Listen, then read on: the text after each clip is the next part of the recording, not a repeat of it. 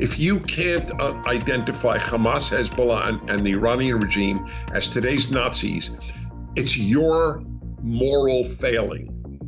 It's as simple as that. Before we get into our conversation, my name's Eric Metaxas, and this channel exists to bring you a biblical perspective on today's news, culture, and hot-button issues. If you're new here or not, welcome, and be sure to hit the subscribe button and the bell icon so you are notified when new videos get posted. Dennis, my friend, I wanted to talk to you about, what I talked to you about at Socrates in the City back in December. What is your sense of where we are in this country with this issue? Where are we? What is going on with Israel? I mean, while you and I are talking right now, it looks like we could be scratching at the door of World War III. Unbelievable to say that with a straight face. What is your sense of where we are and the future of Israel, the near-term future? Well, it's such a large question. You could actually go out, have lunch, and I'll just be winding down. Evil concentrates on the Jews. The third edition of a book I wrote 40 years ago is coming out, Why the Jews? Explaining Anti-Semitism. Unfortunately, Simon & Schuster thought the time was right to put out yet another edition, unfortunately. But this is really important for non-Jews to understand. The Jews are, the cliche is accurate. Jews are the canary in the mine. The canary dies, there's poison fumes in your mine. The Jews are killed, there are poison fumes in your society or in your world.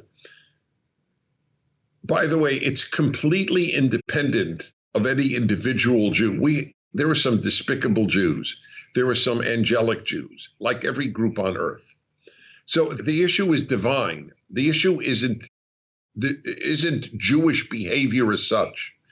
Whether or not Jews act according to the Torah, which is how we're supposed to act, evil hates the Jew. Evil hates atheist Jews as much as Orthodox Jews. Okay? So what we're seeing today is if you can't identify Hamas, Hezbollah, and the Iranian regime as today's Nazis, it's your moral failing. It's as simple as that. And you're talking about, for example, the lunacy, and that's a nice word, the evil of the United Nations condemning Israel more than it condemns all of these truly despicable, wicked nation states, Iran, North Korea.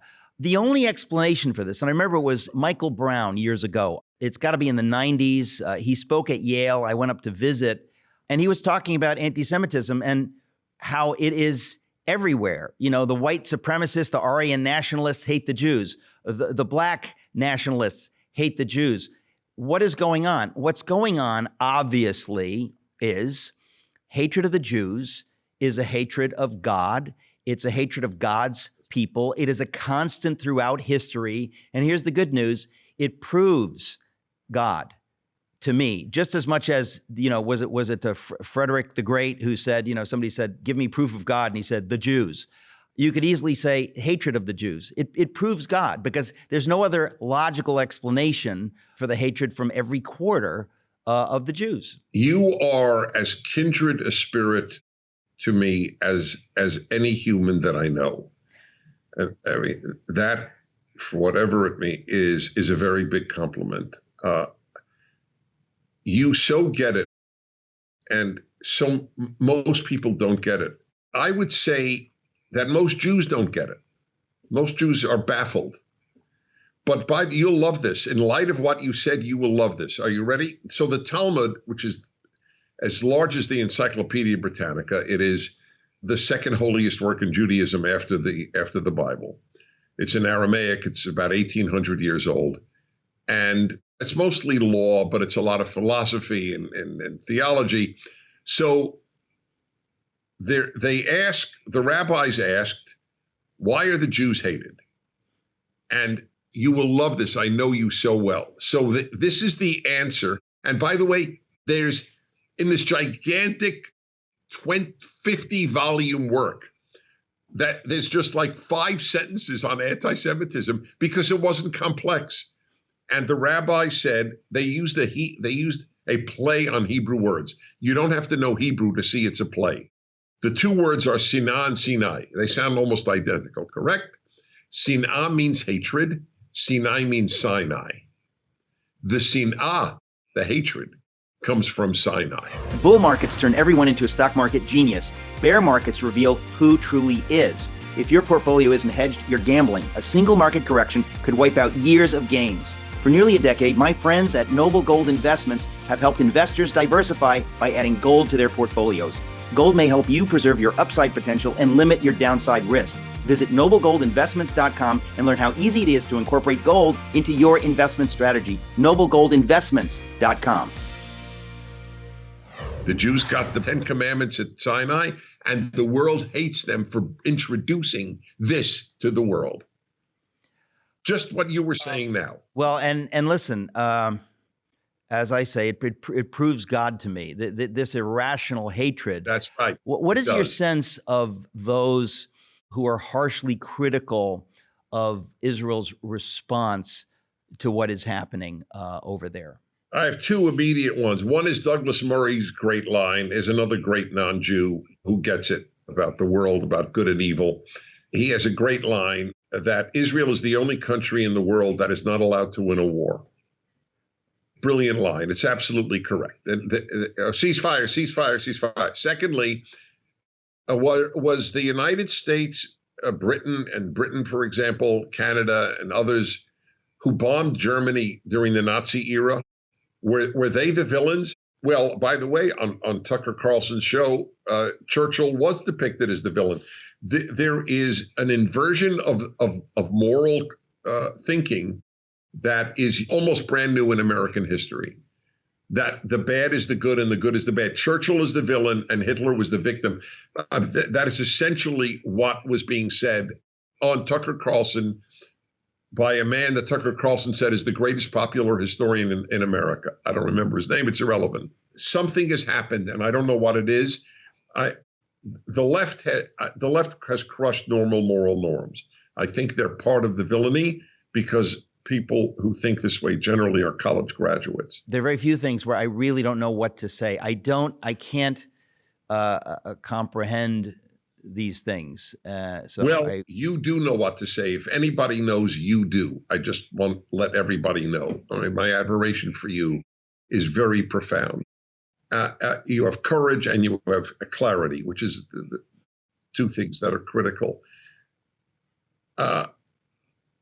I have said in speeches for 40 years that the verse that evangelicals often quote in their support for Israel, I will bless those who bless you and curse those who curse you, from Genesis, God to Abraham. I wrote actually a column on this about 10 years ago. I said, you don't have to be a believer to know that that is true. Those who curse the Jews end up cursed. Those who bless the Jews end up blessed. It is not a coincidence that the most blessed nation for the last 200 years has blessed Israel. Israel is only in existence 75, but they blessed the Jews. This country has been a blessing to Jews.